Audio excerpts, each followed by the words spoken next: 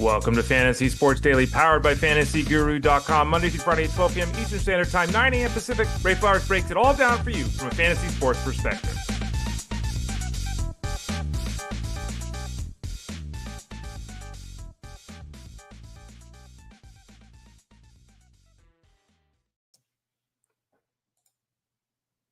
Hey there, everyone. Ray Flowers of FantasyGuru.com. Hope you're doing well today. We got a lot to talk about on the show today. We always have a lot to talk about on the show, but I think we got a good one today for you. Again, I'm Ray Flowers of FantasyGuru.com. You can find me here Monday, Tuesday, Thursday, Friday. You can find this show Monday through Friday. Justin Fensterman hosts it on Wednesdays. So 12 o'clock Eastern time. We go about an hour each day, roughly an hour. And we talk fantasy sports. And today we'll do a little bit of football. We'll do a little bit of baseball. We'll talk about some playoff football leagues. We'll do a pack break. We got a lot of things going on here with the show. Again, 12 o'clock Eastern Standard Time, Monday through Friday. On Wednesdays, I'm on the Elite Sports Show with Jeff Mans. That's over on SiriusXM Fantasy Sports Radio from 3 to 6 p.m. Eastern Time. So you check this show out in the morning for free from 12 to 1. And then you head over to SiriusXM Fantasy Sports Radio for 3 to 6 for Jeff's 3-hour show. That's how you should be doing it. If you're not, you're doing something wrong. Do it moving forward. That's my recommendation, at least. Again, I'm Ray Flowers. You can find me on Twitter X, on Blue Sky, on Instagram. Check out all the places at the Ray Flowers. And you can always find me in Discord over at fantasyguru.com answering questions. All right, here we go today. We're going to talk about the arbitration process. What is arbitration? What's all of that? What does it deal with all these guys signing contracts yesterday? What about the players that didn't sign contracts? We'll talk a little bit about that. And there were a lot of guys, big name players. Kyle Tucker didn't sign a contract. Vladimir Guerrero did. He got like $29 million. We'll talk about some of those situations here. At the start of the show, remember the Fantasy Baseball Guide over at fantasyguru.com is available. It's live. It's good to go right now. Right now, you can get involved. I'll toss it up on the screen real quickly for those of you watching. Remember, facebook.com/fantasyguruhq. YouTube.com/@ElitePlusNetwork. In those two places, if you watch live, you can leave comments and leave questions during the show, and we'll comment and address those. You can also watch us live on Twitter X at Fantasy Guru site live. You can always go to fantasyguru.com, click the Elite Plus tab at the top of the page, and find this show, as well as all the others on the Elite Sports Network. That's only audio. You can't see it there, but you can obviously listen to the audio. You can always type in Fantasy Sports Daily to your podcast network. Get it sent to you every day. Spotify, Pandora, Apple iTunes, Google Music. Check it out, Fantasy Sports Daily as well. But as you can see there on the screen, the draft guide for baseball is available right now. Check it out, folks. We're rocking and rolling. Like I said earlier when we first started talking about this, I can't promise that we're going to have an article every day, but we're pretty much going to have an article every day the rest of the way until the season begins. Lots of cool things coming up. If you have already been to the site and you're looking at things, you're like, wow, this is really neat. It's going to get even better. Next week, we're going to have all kinds of rankings. We've talked about that. On-base percentage rankings, dynasty rankings, points league rankings. We're going to have power, speed rankings. Rankings week next week. So we'll have a lot of rankings in addition to the rankings that are already up. Mixed league, AL only, NL only, auction values for all of those. All of that over at fantasyguru.com. So head over to the site, click the subscribe tab in the top right corner. Navigate over to baseball. And again, there's all the other sports there you can sign up for too. So baseball's rocking and rolling right now, but you can sign up for any of the other sports, right? You can always send a note to support@fantasyguru.com, especially if you want to get involved in football the rest of the way.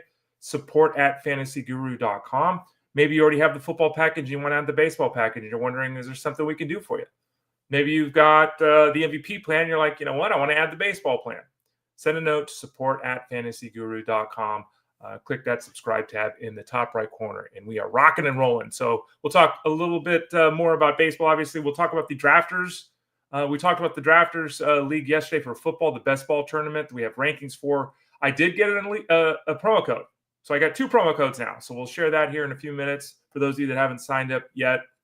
We'll talk a little bit of news and notes as we head into the Super Wildcard weekend, some of the big players there. And then in about a half an hour, we'll visit 25 minutes. We'll visit with Russell Clay. Russell Clay comes on every Friday. He's our Dynasty guy over at fantasyguru.com. And we're going to talk because there's still people asking questions in the Dynasty room at FG right now. And we had a back and forth with one of our users yesterday who was talking about joining a new league and kind of asking how it all should work out. So I thought, well, let's have a discussion here on the show.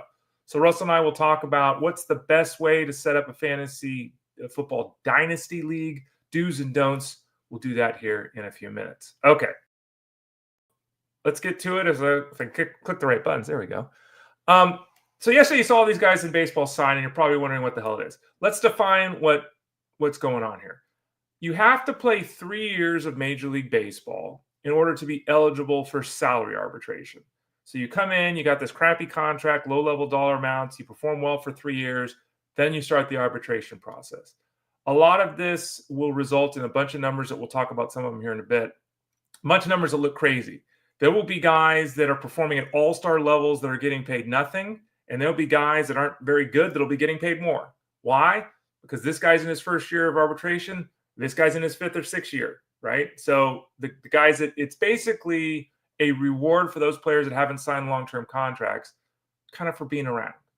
And it's really interesting how disparate the numbers can be. I mean, we could be talking about $1.2 million all the way up to almost $30 million. So it's a very interesting process. But the bottom line is you have to play 3 years in Major League Baseball to be qualified for arbitration. Then you're in the arbitration for years 4, 5, and 6.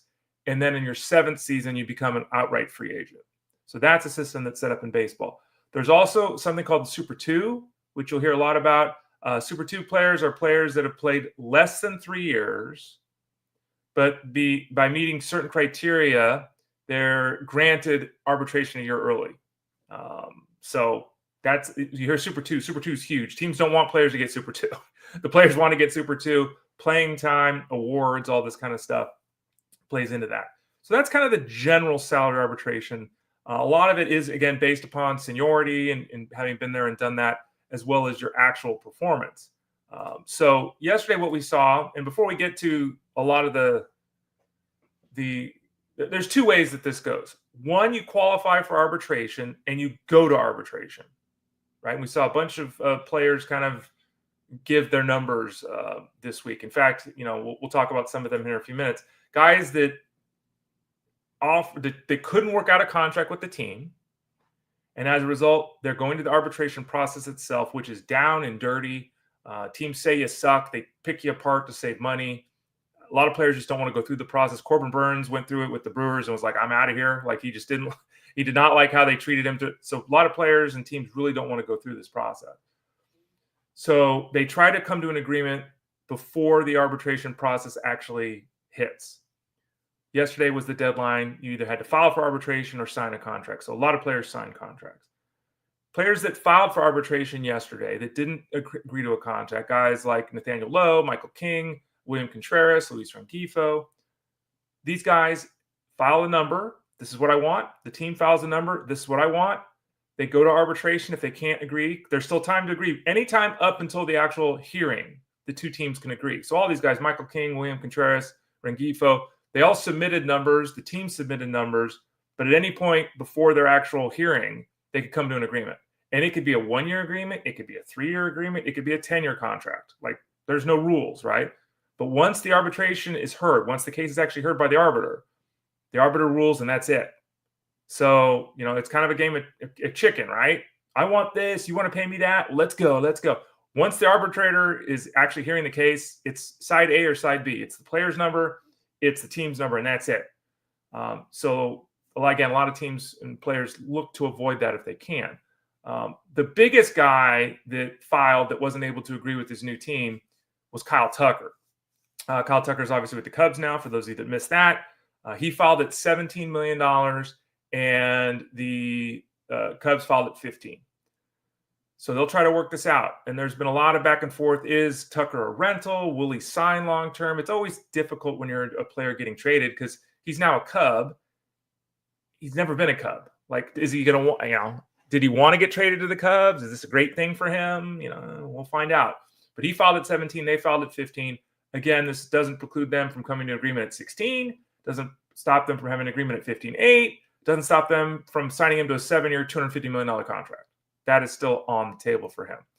What's really fascinating is if you look at some of these numbers, and I have Luis Rengifo, Jarren, Duran, and Brandon Donovan here as the names to directly address before we talk about the players that did sign. What's so fascinating is look at these numbers. And to me, this is part of the acrimony that exists between teams and players. And I'm not going to sit here and say that $150,000 or $500,000 doesn't matter, because obviously it does. And if you're writing the check, it matters. If you're receiving the check, it matters. Luis Rengifo filed at $5.95 million, and the team offered 5.8. They couldn't just agree. They couldn't just agree at 5.875 or 5.9 or 5.8, even something. They're going to arbitration over $150,000. Now, I don't know anything about the negotiations, but if you're Luis Rengifo and you look over to your right, and there's Anthony Rendon every 3 weeks playing third base for a couple of days. Anthony Rendon is making $35 million. Mike Trout is making $780 million a year, right? Rendon and Trout are making roughly $70 million a year. And they're fighting Rengifo over $150,000? I don't know. I mean, you have to think about this too. From a player perspective, players see this. Like, you're going to become a free agent. Are you going to sign with the Angels when they do this? So I don't know. $150,000. $35 million to Anthony Rendon, who doesn't play. But they're going to jock you over $150,000 if you're Luis Rengifo. Interesting. The next guy on the list is Jarren Duran. Duran filed at $4 million. The Red Sox at $3.5 million. Again, this seems like a scenario where, come on, man. Got to think they're going to work something out here.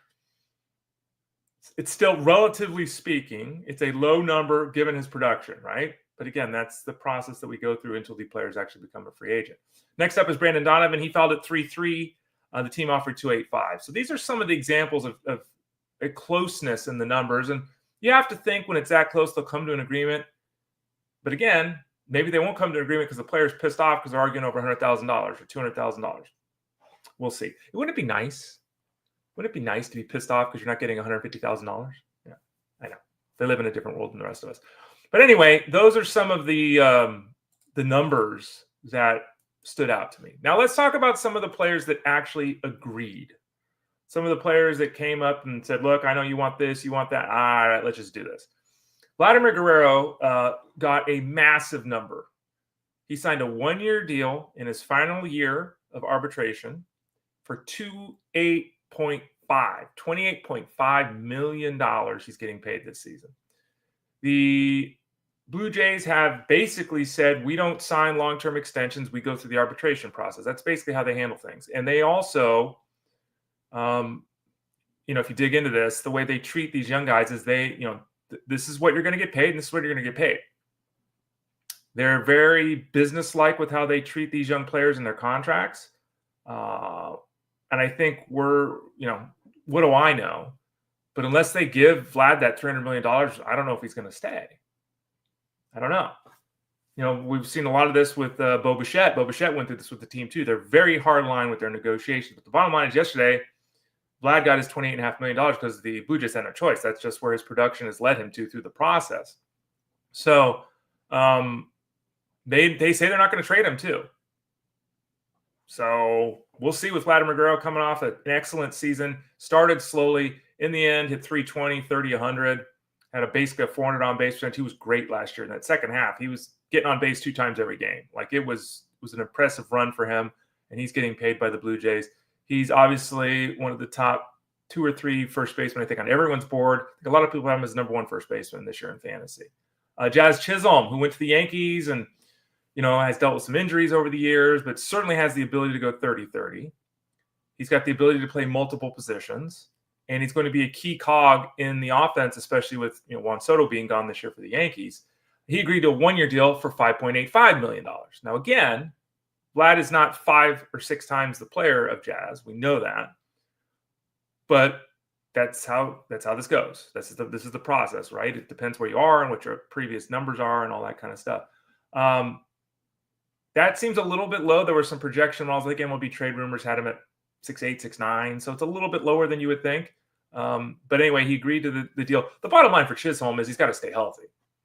I don't think there's, if he stays healthy, he's getting paid. There are holes in his game, and he strikes out a little bit too much, doesn't always make great contact. His on-base percentage is usually league average. But he's also got that power-speed combination, and his flexibility defensively is also nice.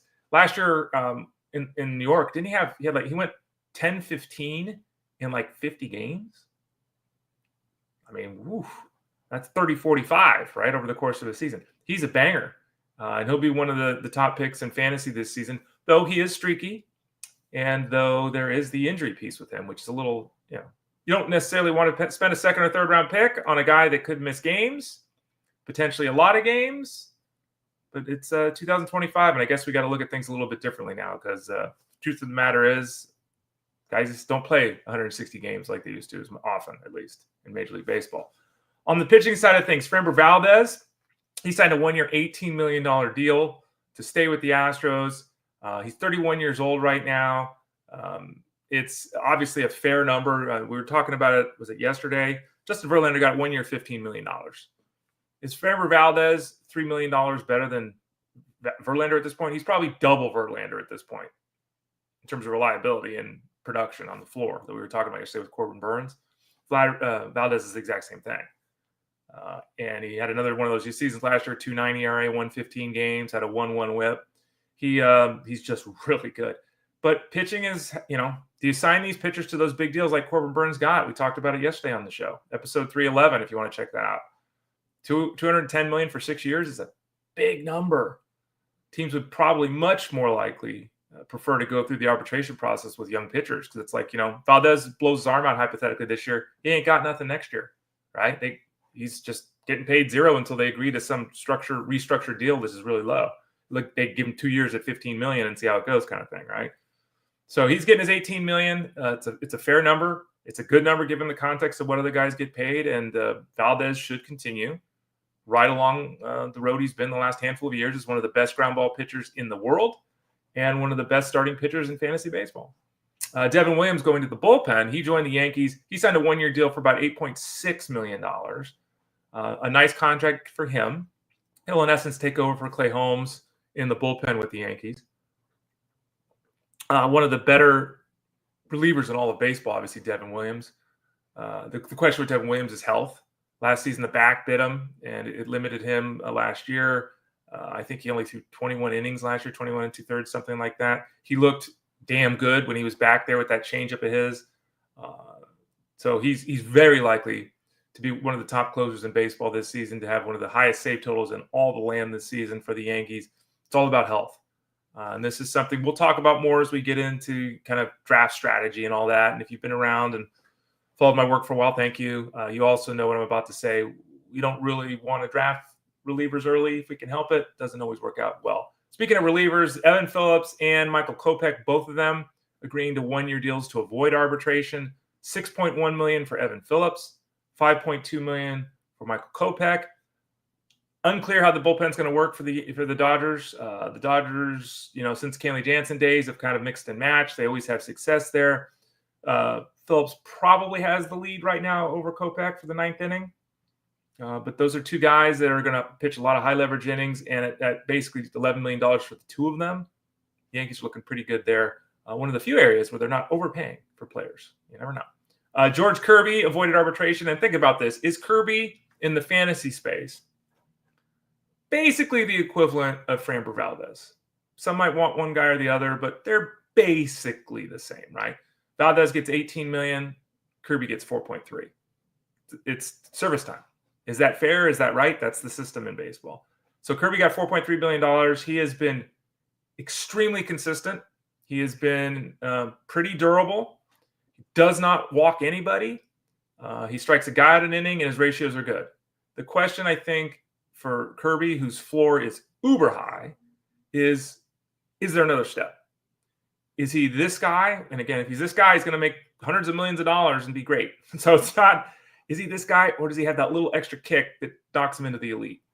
It's kind of a big year for him for that reason. Last year was kind of up and down. It was uneven in terms of start to start, but in the end, the numbers were all there. And that brings you a lot of confidence in a young pitcher when he's able to play the bumps and then bruises, go through the ups and downs, and come out on the other side with numbers that look the same. It's not great necessarily in head-to-head, though unfortunately that's just the nature of playing baseball, which again is another one of the issues I've always had with head-to-head, and we'll talk about that too. as we move forward here, one of the issues I have with head-to-head. But at the end, all the numbers are there for Kirby, and they very likely will be again. The Mariners have one of the best parks in baseball to pitch in.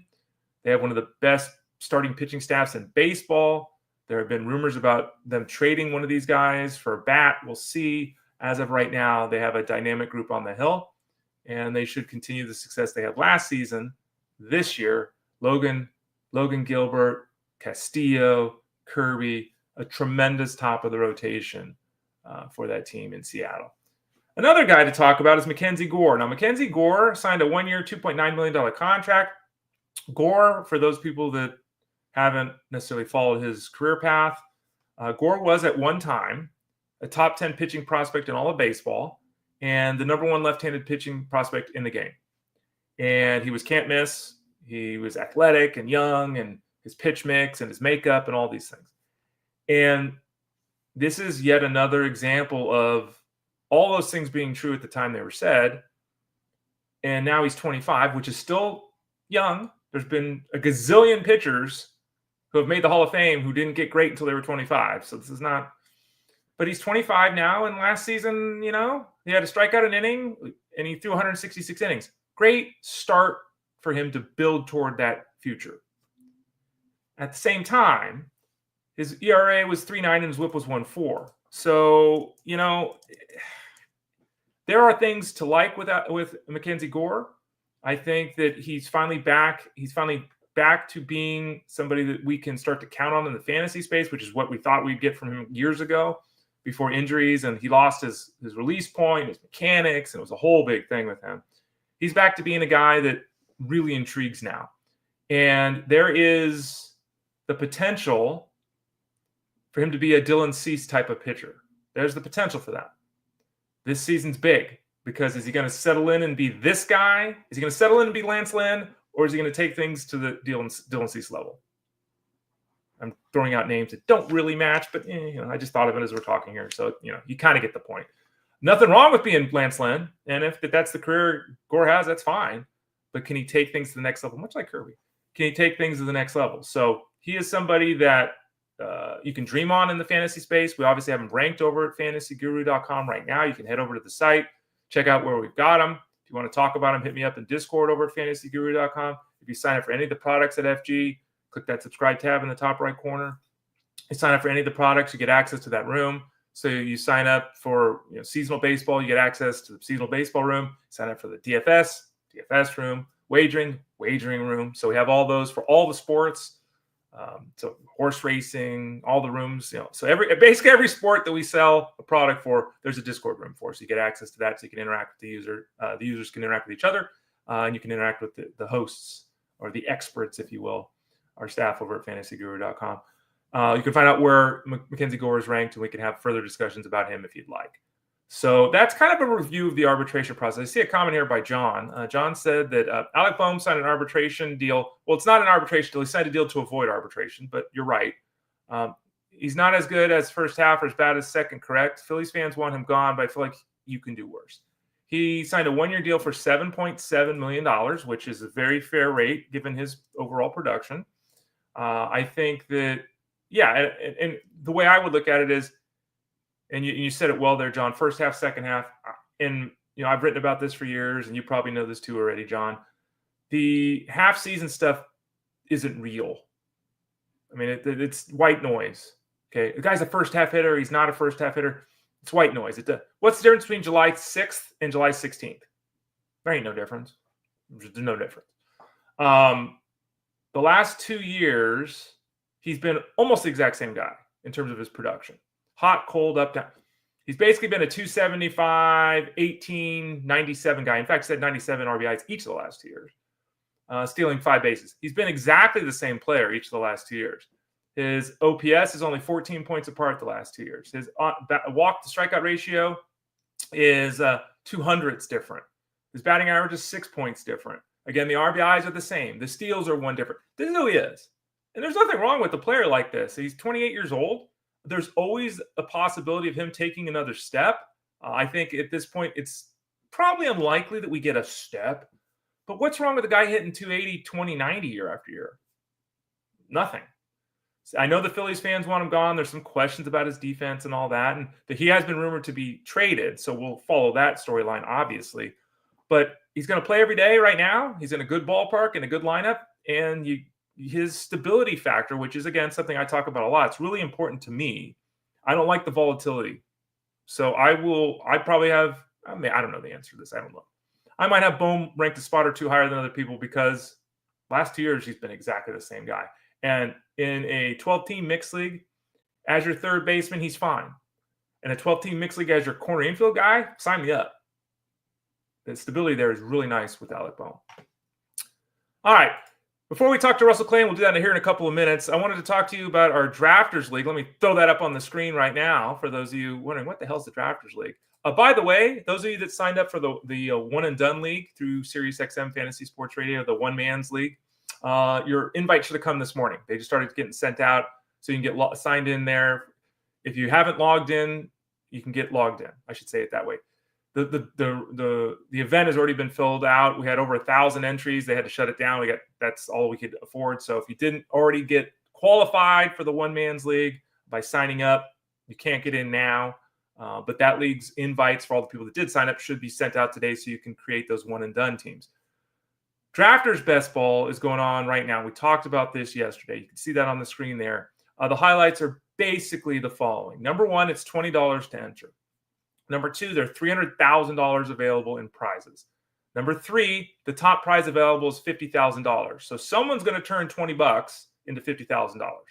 As we talked about yesterday, barring some craziness here over the next 24 hours, there is going to be overlay in this tournament, meaning that they're not going to fill the tournament. So there'll be less people involved in the tournament than they have spots for, which means your odds of winning go up because there's less people playing. So $20 to enter, $300,000 in prizes, $50,000 to the winner. 2,792 people will be paid. So almost 2,800 people get paid. It's pretty good. You can enter up to 150 times if you want to go nuts. And there's overlay, so if you want to go nuts and enter more than once, you can obviously do that. It's a 12-round best ball draft. There's 6-person leagues, so you draft really. It doesn't take very long to do a draft, of course. If you've never signed up for this at drafters.com, if you never signed up before, use the promo code MANS for your deposit bonus match. If you have signed up with drafters.com, like last year you were involved with us when we did the tournament, I believe, don't hold me 100% to this, but I believe if you use the promo code ELITE10, you get a little bit of a bonus match too. So if you're new to drafters.com, use that promo code MANS. If you've already signed up at drafters.com and you want to get involved again this year in this best ball playoff tournament, use the promo code ELITE10 and sign up. You might say to yourself, well, I'd love to get involved, Ray. This sounds great. I'm going to do it. How do I do it? How do I have success doing that? Wow, we got you covered there as well. Our man, Tyler Beaker, who you see on the show every Thursday. He wasn't yesterday because he was traveling, but almost every Thursday here, you see Tyler on the show, and he's talking about Thursday night football and giving bets and all this kind of stuff. He's talked about his best ball portfolio, which is extensive. He's kind of our best ball guy over at the site. He has created an entire series, or no, it's not entire series. He has created a rankings for the best ball tournament at Drafters.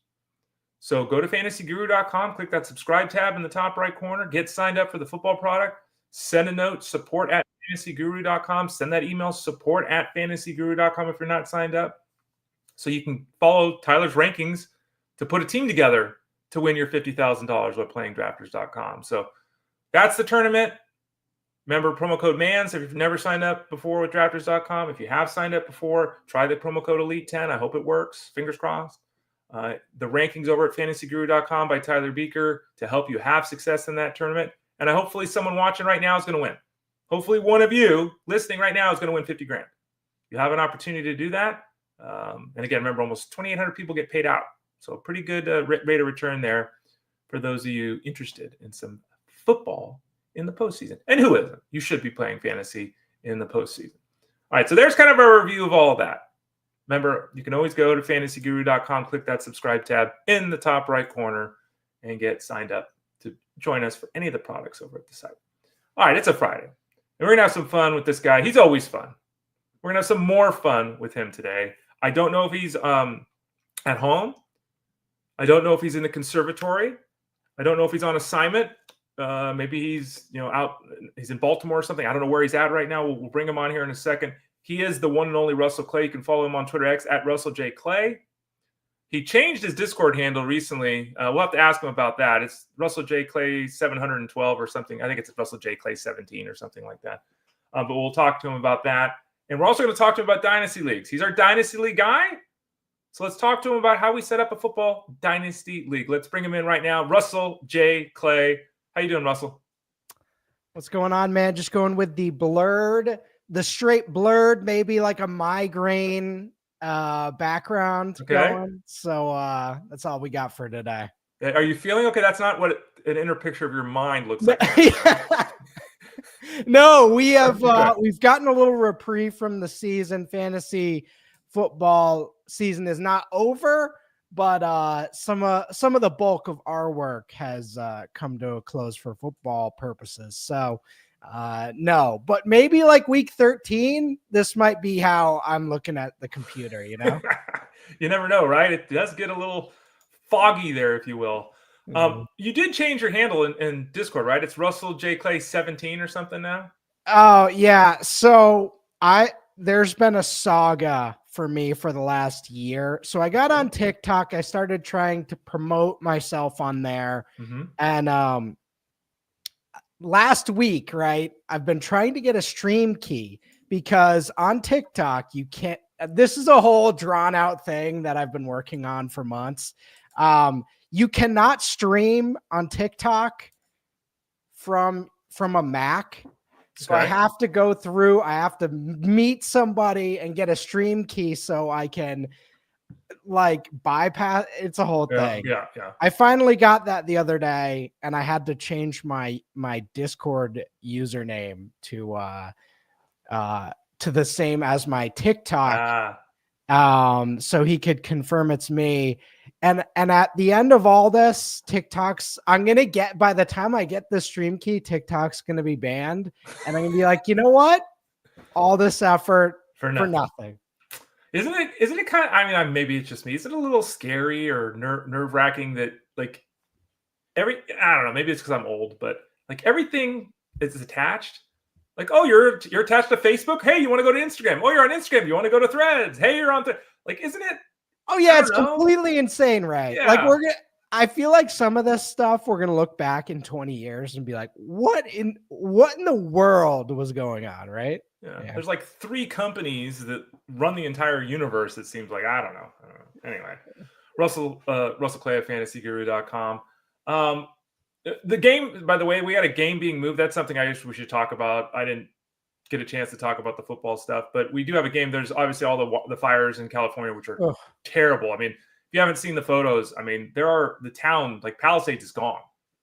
Like it's just amazing. Like there are no buildings left. So we really wish everyone down there, the fires are raging out of control. We wish everyone obviously safety and all that down south. The wildcard game between the Vikings and the Rams has been moved out. They're actually going to play in Arizona. Does that have an impact on the game? I mean, it does, but does that have an impact on how you feel about the game, Russell? Because, we're moving and doing all does it really matter? Vikings still going to beat the Rams? There will definitely be more chaos, I'd imagine. These are 2 really well-coached teams, so they're going to be fine. Of all the teams, Ray, in the playoffs, you kind of feel good about these 2 coaching staffs to navigate this, but this is a bizarre circumstance to have a stadium change last minute, having all that drama in California. It's a weird situation for a football team, but ultimately the lines haven't changed much. And I wouldn't try to adjust anything if you're looking at that from a fantasy perspective, but it is a wild circumstance. Really is. And again, my partner, her parents are down there and her mom's on the watch list. So fingers crossed everyone's okay down there. Let's talk a little Dynasty. I mentioned everyone knows, I think, who you are and that you're a Dynasty guy over at FG. And we still have Dynasty questions coming in. Yesterday we were having a discussion with one of our users in the Discord room over at FG. And so I wanted to talk to you since this regular season's over. It's kind of a nice time to start thinking about it because people are still doing football's year round. All right. Some people, they walk away and they come back in August. Other people don't. Other people, it's literally year round. So let's talk a little bit for those people thinking ahead toward 2025 in fantasy football and a dynasty setup. So let's talk some general basics. I don't think we've ever done this here on this show. We've talked about it before, but we're in a dynasty league. Let's set one up. Let's talk through it. How many teams do you need to have a dynasty league? 8, 10, 12, 14, 16? What do you think, Russell? For me, again, this is going to be all for me. So that's the last time I'm going to say this. Best setup, probably 12 teams. Any more than that, you really 12 teams and then about 25 players per roster. If you get deeper than that, you're getting to the sicko territory where you really need 12 degens, or else it's going to be whatever. And then if you go lower than that, it's everyone's got an all-star squad, and players, the less the players matter. I don't love it when players don't matter. Ray, we see a lot of 8 and 10 team leagues and start sit chat questions. Yep. And it's like, all right, who do I start? Terry McLaurin, Drake London, or Mike Evans? And it's like, I want all of those guys in a lineup every week. So anything I can do to avoid those start sit questions. So it's a redraft thing, but a dynasty league is a redraft league just over multiple years. So I want all those top 20, top even 30 players at each position to be in lineups. So 12 team, 25 roster spot. And then I like a bunch of flexes. Exactly. Because that's always a question too. Because some leagues are 2 wide receivers. They should all be 3. Yeah. For me, quarterback, 2 running backs, 3 wide receivers, tight end, and then 1, 2, 3 flexes if you want. I like IDP. My dynasty league's an IDP league. I know a lot of people don't want to do that. But you mentioned multiple flex options. What's kind of your ideal starting lineup? So my favorite setup, based on a bunch of leagues that I've played in, is you start 1 running back, 1 wide receiver, 1 tight end, and then you have 6 flexes to do whatever you want. 6. Wow. So you just fire away. Maybe there's a super flex spot for a second quarterback. I do think that's important for Dynasty to have it be super flex. And then, I like having the creativity, and it's always fun for me to see people, whether it's me or someone else in my league, like think of something unique or build a strategy. I've seen people win with starting 3 tight ends a week. I've seen people win starting 5 running backs in the flex. And I just love seeing more variations in what people can come up with. So that's a fun aspect for me. So again, it's a redraft thing, but it protects the league. And I think the more depth that matters makes Dynasty more fun, because Ray, it's like with Dynasty, you get your guys and most of them end up stinking. I mean, you asked a rookie draft question, right? We spend all this time in the off season, and it's one of my favorite things to do. You look at all these rookies. In reality, 70% of these guys are going to stink. So, or just not ever be like, a high end guy. I like getting, you can get some of your favorite players in the lineup when in normal redraft leagues, a lot of these guys just don't matter. So that's my view. Russell Clay at fantasyguru.com. And you said again, 25 roster spots is kind of your happy zone. That's my happy zone. Okay. And you can do more. I mean, 30's fair, but once you get beyond that point, it just becomes the waiver wires completely just, retired players and Adrian Peterson, right? Yeah. I'm in a 16-team dynasty. I've been in it for years. Oh. We have 50 roster spots. We have a full NFL team. Yeah. But we're IDP, excuse me. So, but it's the waiver wire. Like it's like, There's nothing, right? They're not even like backup. There's nothing. So it's, yeah. And by the way, to be clear, and we didn't say this, and I should have, and this always comes up. If you keep 5 players, you're not in the dynasty. Okay. Dynasty means you're keeping your roster. right? That's why we're talking about these roster sizes. I know some people say they're in a dynasty. I keep 5-player in a dynasty league. No, you're not. You're keeping 5 and you're drafting 18. Okay, you're not. Yeah. It's not. It's a keeper. That's a keeper. And even some of the high stakes leagues, they're like keep 12 or 15 or something. That's so many guys on the waiver wire. It's almost a different format, you know. It's like the waiver wire is way more important. There's that. It's a different type of skill set than holding a whole team and going to the next year. Russell, let's talk a little bit about the scoring setup quickly. Don't need to get super involved here because I know one of the banes of my existence is when people try to get different here. It's like play PPR, play half point PPR, play full point PPR. I don't like 1.5 for running backs and 2.5 for tight ends and 0.5 for wide receivers and 10 yards for running back and 15 for wide receivers and 7 for that's me. Now I know some people like doing that, you know, and more power to you. It's hard for us to give advice when you set up a system that's abnormal because then it's really, really difficult. We already have enough to deal with when we're trying to navigate the dynasty scenario. What's kind of an ideal scoring system for you? Simpler the better for the points. Okay. Let's get the best players to have the most points. And the one fun thing I really love is so DraftKings has a bonus for 100 yards, and I played in a dynasty league that gave that bonus. I love that because if a player has a big game, but they don't have a lot of receptions, you know, they have 100 rushing yards and no receptions. You don't really, it's not even that at the end of the year. Yeah. It's not even that good of a game, fantasy wise. So I love, I played in a league where you gave an extra point or two for big plays of 40 plus yards. So if you want to get fancy with that type of stuff, I think you can, but everything else, PPR, you know, you can mess around with points for passing yards, 20 or 25, 1 point per 20 or 1 point per 25. Beyond that, I don't like having it too complicated. Russell Clay at fantasyguru.com. Let's talk about draft setups. We were having that discussion in Discord yesterday over at the site. Let's say we're starting fresh, right? We're 2025 is going to be the first year we're doing our dynasty league. How does the draft go? Should you draft now? Should you wait until the NFL has their draft? Should it be one draft where you're taking any player you want, including the rookies that just got drafted? Should there be a separate rookie draft? Because generally speaking, once you get involved in a dynasty league, the draft every year is just rookies because you're keeping the entire roster. So, you know, it's basically just the rookies.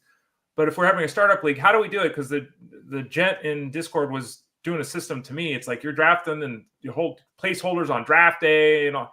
I was like, whoa, that's really bad. What's an ideal way to start if you're year one in a dynasty league? Yeah. So Ray, 2015 Ego Russ would say, I know what's going to happen with the draft. I know what's going to happen with all this stuff. I want the earlier, the better for me. Cause I know. And then I had N'Keal Harry happen, and I had Dwayne Haskins and all these guys. And you're like, okay, you know what? Maybe I don't know what's going to happen here. So let's just do rookie drafts after the draft. How about that? Okay. In a startup, the only fair way to do this for me is have the rookie slots being drafted in the startup, each one. But again, you're not drafting them for months. You know, you can also have the rookie draft pool in the startup, but the only other way to get that first year rookie draft in a good standing is to do it that way. Otherwise, you're doing a draft lottery or randomly assigning rookie draft spots, and someone's going to get the 101 and they didn't do anything to earn it. So you got to include it in the startup somehow. If it's pre-draft, post-draft startup would be the best way to do it because, you know, then there's some value attached to these players. But yeah, pre-draft, you're running naked out there. Yeah. Cause it's like, you know, I was talking about this yesterday. It's the idea that, you know, we're going to do the rookie draft now. We're going to do our draft now. We're going to go. Yeah. You know, without knowing the context of where these players end up, you're just shooting. Might as well close your eyes and shoot at a target. Like there's a lot of great talents that end up in spots where they're going to be a couple years before we can utilize them, right? There's a lot of moderate talents that end up in great spots. So there are guys who want to use more quickly. So yeah, the idea of it's hard enough with player movement, coaching changes, all that kind of, to then talk about rookies without even knowing what freaking organization they belong to. Yeah. Like you said, 2015, Russ was bravado city, but 2025, Russ a little bit more analytical. We've got a humble attitude at this point where I understand why those folks would want to do the redraft, the rookie draft early because they think they have an edge. Mm-hmm. I'm here to tell you, you probably don't. So there you go. Russell Clay at fantasyguru.com. There's always, and I see this in chat rooms, and I know this is kind of one of the things in the industry. There's the idea of, do I take over an orphan team, right? Because people move on, and they're one of the 16 people in my league is we need a new owner, right? It happens. What do you tell people that go in to take over orphan teams and dynasty setups? Because generally speaking, not always, but pretty much the norm is that if you're leaving your dynasty team, you didn't just win the championship this year. Like, if you won the championship this year, you probably play another year, right? So usually it's, that team was 8 out of 12, or maybe it just stinks and they're 11 out of 12. Oftentimes, when you take over the orphan team, you don't get any benefit. Here's not 3 free picks in the rookie draft. You're just taking the team over. What do you tell people that do that? Because there's a lot of leagues where people take over these orphan teams and they're money leagues.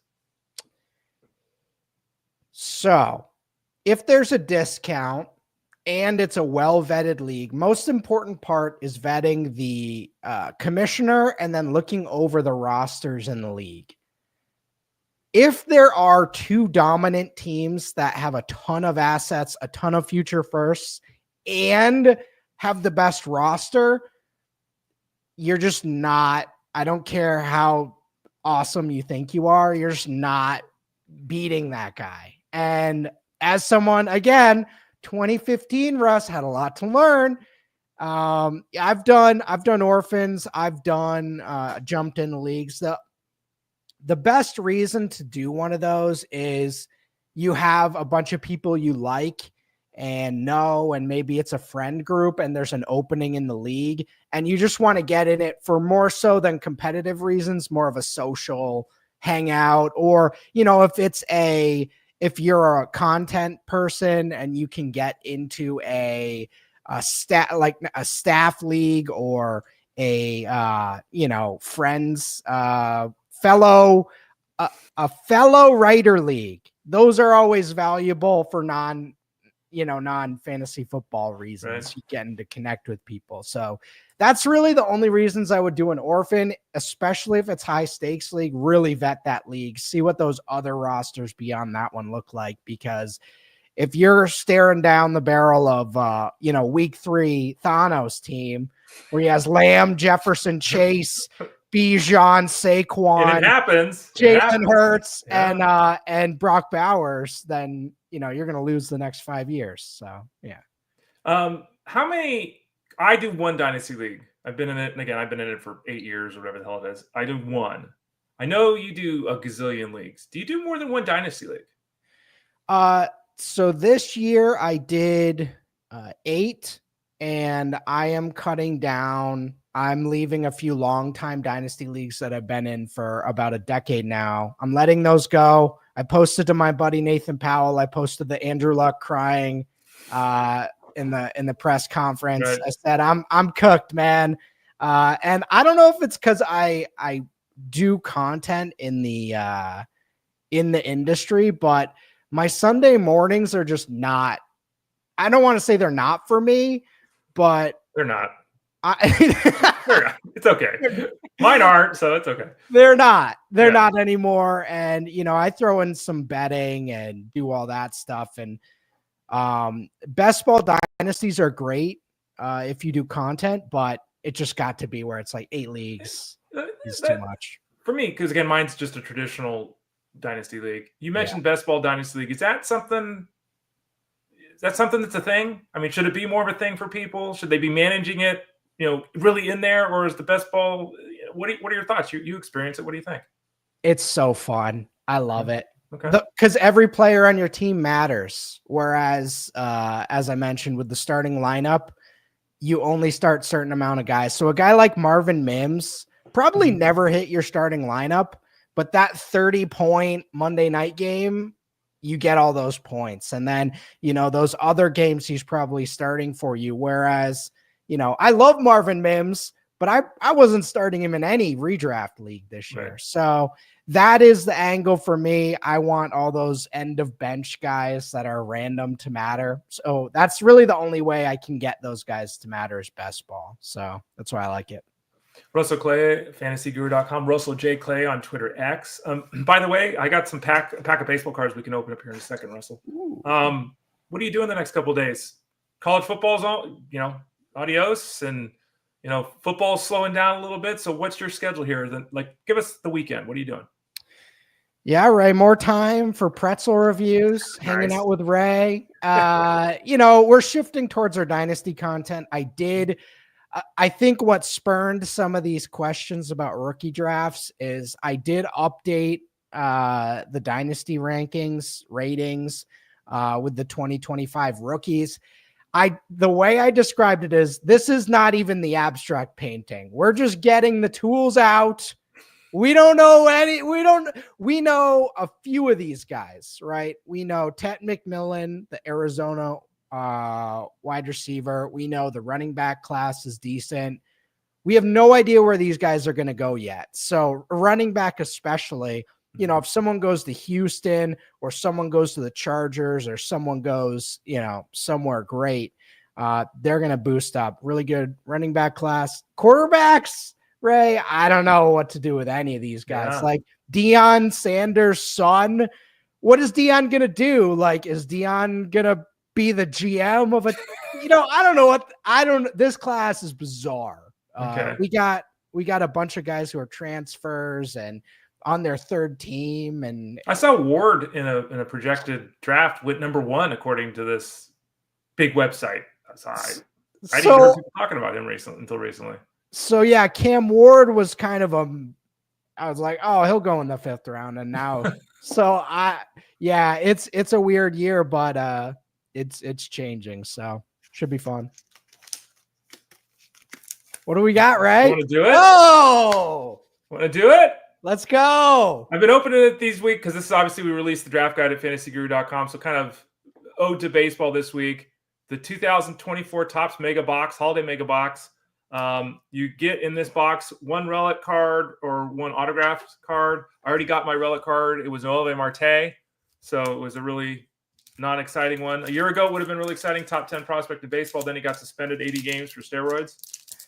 So let me see if I can open this pack up here. We'll get going with our pack break. Geez. Pack break. My teeth. Goodness gracious.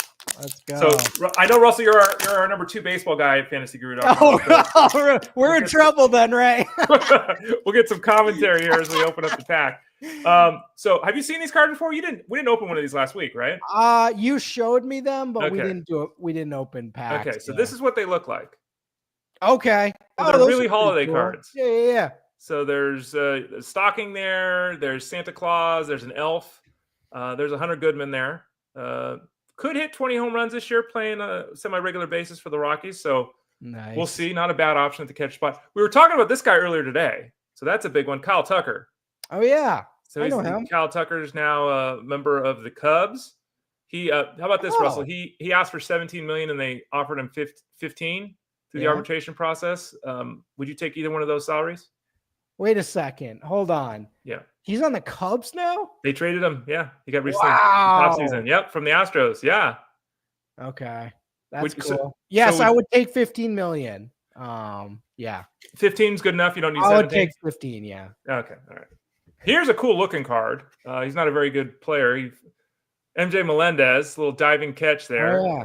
Former catcher that was supposed to be one of the better, top 5 hitting catcher, ended up becoming an outfielder and kind of just stalled out despite some pretty good batted ball data. Poor But, Melendez. Yeah, Melendez. You ever work with the Menendez brothers?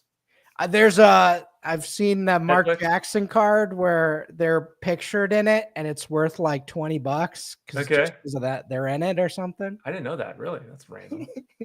This guy's started out really hot last year, and I told everyone, pump those brakes, don't buy it. I know a lot of people didn't listen. Cratered, was demoted eventually. Okay, all that kind of stuff. But boy, does he have a cool name. Blaze Alexander. Oh, yeah. You know Arizona. Blaze. That's your boy, right? Yep. You guys got a beer 2 weeks ago? Yeah, Blaze, man. It's a good guy. We play catch all the time. How tall is Blaze? 5'11", 165. Hey, he's not, okay. There you go. One time I was in Vegas. This was, 10 years ago, for one of the conferences, and Michael Phelps I don't know if he was stoned or drunk, but he was not okay. He was bombed. So he's walking across the entry to the hotel. It was at the Bellagio, heading to the club, I think. And I'm standing there, and I had a thought in my head, and I thought, why don't I just run over there and walk in with him, right? Because he and all his friends are all drunk. They're stumbling around. I'm 6'4", 190. I could pass for you a have swimmer. The swimmer build. Yeah, I mean, I'm not in shape, but I could pass. I could stand next to him and pass for it. And I'm like, should I just run up there and do it? I didn't, of course, but I probably should have tried, right? Because it's like no one would have just get in the club, and then I could have just wandered off, right? They would have never, and they weren't paying attention. But yeah, so it's always important to hang out with guys that are roughly your size, because then you don't stand out. I don't know. That was my thought there. Should I have done it? Should I have tried? Just risked it? We have a philosophy corner with Ray every week? Sure. I studied that stuff in school, so you never know. Oh, you did? I just did, yeah. Theology and all that kind of stuff. Yeah, history. Ozzy Albies next guy up. Ozzy Albies, pretty good ball player. I know him. Can you see the necklace? They put little ornaments, little lights on his necklace there. Oh, yeah. Okay. You have all your holiday decorations down, by the way, Russ? Yeah, they're down. They're down. My little 8-inch tree is gone. Did Norm ever attack it? He liked it. He eyed it up, but he never. He really likes the any type of plastic on the. Right, I've seen it, man. My cat. He loves the plastic on the ground, and he likes making noise. Okay. And I'll just look over, and he'll be staring me down, chewing on plastic. And I'm like, "You want to go to the vet, don't you?" Yeah, right. That's gonna be fun when they pump your stomach. You're gonna really like that. Next guy up is Andrew McCutchen. Just signed a 1-year contract to remain with the Pirates. Oh, a lot of people looking forward to his retirement, because he seems like he's a good talker, and he seems like he's got a lot of things to say on like his Twitter and stuff. Like, we're wondering if he's going to go into announcing or something. He might be a good one there for that. A lot of athletes trying aren't very good, but he might be good. This guy took a couple years to finally arrive. It's his rookie card, Luis Matos of the Giants. Oh yeah. Yeah, he didn't do anything, and he was almost being looked at as a failure heading into last season, and then became their everyday outfielder. So he's heading into the season with a little bit of heat this year in 2025. Another rookie card, one of the fastest guys in all of baseball, Victor Scott. Now, questions about playing time, questions about the bat, but he can motor. He can motor, Russ. There's some nice rookies in there. There you go. Yeah, see, Victor became synonymous with fast. Whoa, that's what it says on the back. And it says he blazed. So there's a connection to Blaze Alexander. Oh. But were you fast when you were younger? Nah. I was the stand in the corner and shoot threes guy. I was not the athlete on the team. Yeah. Pull. Yeah. Two more here. Shane McClanahan of the Rays coming back from Tommy John surgery. He's fully healthy at the start of the season. He's contender. Really good, right? Yeah, absolutely. A Cy Young contender before injury. So he's a really interesting guy on draft day, because he didn't really pitch last year. And now, he's healthy. And is he going to go back to dominating? Yeah. Is the Braves, what's the Braves guy? Strider? Is he going to be back? He'll be back. Spencer Strider's going to miss the first month, and then we'll see. I think a lot of people are thinking kind of June in his return. Okay. Unknown, something like that. These guys are so tough, because Spencer Strider, there's a very reasonable chance he will return to being a dominant pitcher. Not everyone that has Tommy John surgery does, but there's a very reasonable chance he does. The question is, how often does that happen this year, the first year back from the surgery, right? That's the real, and so my one obscure reference, Ray, there was a guy on the Marlins who 2 years ago was awesome. Luzardo? Yeah, Jesus Luzardo. And this year last year he was just like the worst pitcher in baseball. And I was like, wait a second, what just happened? He hurt his back too. He missed like half the year with a back injury. He's with the Phillies now. They traded him. What? Yeah, they traded him in the offseason. But yeah, he was with the A's before that. But yeah, he was one of the best pitching prospects in baseball. Struggled a little bit, then finally arrived and was really good. Then got hurt.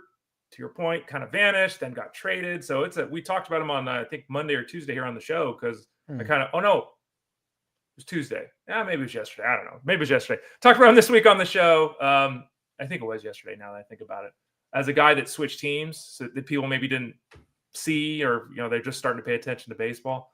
But yeah, a bright future if he can stay healthy. But that's the bugaboo for everybody. And then finally, the Powder Blues, Adolis Garcia, who is a big-time power hitter who struggled last season, was still effective, but not living up to expectations. He'll be much more affordable on draft day. Your thoughts on the Powder Blues? You like the Powder Blue uniforms? I do. I like the Rangers. They're a fun squad. Yeah, those are nice. Blue. Look at that. He's did a little PR action. Got a little dirt on his belly and his thighs. Got a little guy down the corner. When does baseball start? Soon. Well, over at fantasyguru.com, it starts now. Right. I think the official opening day is March 27th. Okay. I believe. We do have one more pack left. Do we open it or do I open it on Monday? Ooh. I don't know. Are you doing the Circus Show or you got no Circus Show? I don't think we have Circus Show this week, no. Do you want to do it or should I wait? Do I? Yeah. You're gonna offer a pack opening? Yes. And you think I'm not gonna take it? All right. Okay. Fire away. That means let's do it. Okay. I know it's not your number one jam because it's baseball, but why am I having a hard time getting these? I have to use my teeth again. This is so bad. Jeez. They really have these holiday boxes. By the way, the holiday box is like $45, $50. So if this is something that you like, they're still available right now. Yeah, overall, they're kind of cool. We'll see. Oh, is that shine? Do we get an insert? I don't know. We did not get an insert. Darn, I don't know if we did.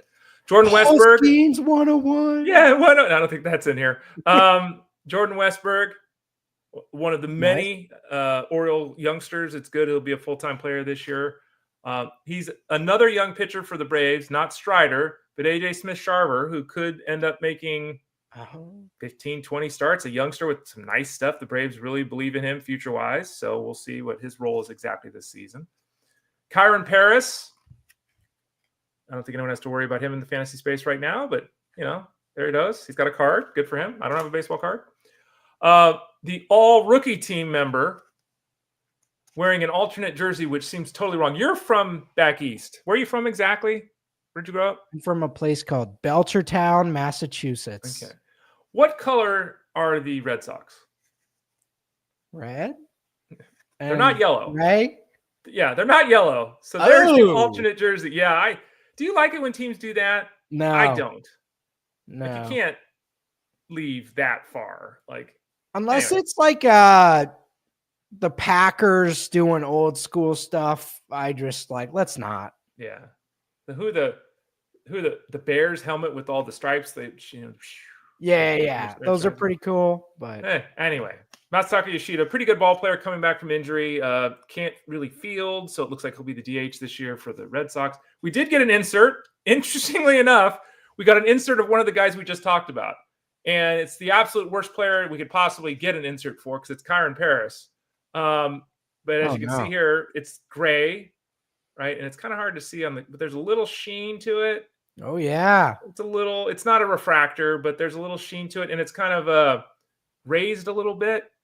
So that's hard to show on the camera. But if you can see, if you look at the wreath on the side there, you can kind of tell it's a little raised. So it's a little bump out, kind of 3D-ish. But it's Kyron Paris. But anyway, we did get an insert, just not the one we wanted. Pete Alonso. Yeah, Pete Alonso. Yeah, Pete Alonso. Pete Alonso still looking. They were fun. Yeah, still looking for a team. Yeah, the Mets apparently they offered him a 3-year deal with opt-outs. The news came out this morning, so maybe he'll return to the Mets, but he can't really find that contract. He's very excited there, though. wish the cameras would focus better, right? Sometimes they pick it up, sometimes they don't. Oh, there we go. Pete Alonso. Ryan Jeffers, who's on my Dynasty League baseball team. He's a catcher for the Twins. Had a pretty good year last season. Some power. These are pretty nice. Yeah. You know. Garrett Cole, you know him. Oh, yeah. The Yankees there. He had a little bit of a rough year last year with some health injuries, a health situation with his arm. Supposed to be fully healthy this year. His teammate, Jason Dominguez, who's supposed to be the next great Yankee. He's in essence taking over for Juan Soto. He's not, but he's going to be in the lineup basically because Soto's not there. Power speed combination guy. He's like 5'11", like 200. He's built pretty well, as you can tell there. What's the deal with him? Because he was getting a ton of hype, and he came in end of season, right? Yeah, he's still only like 22, I think. Okay, or maybe he's 22 this year or next month, a couple weeks.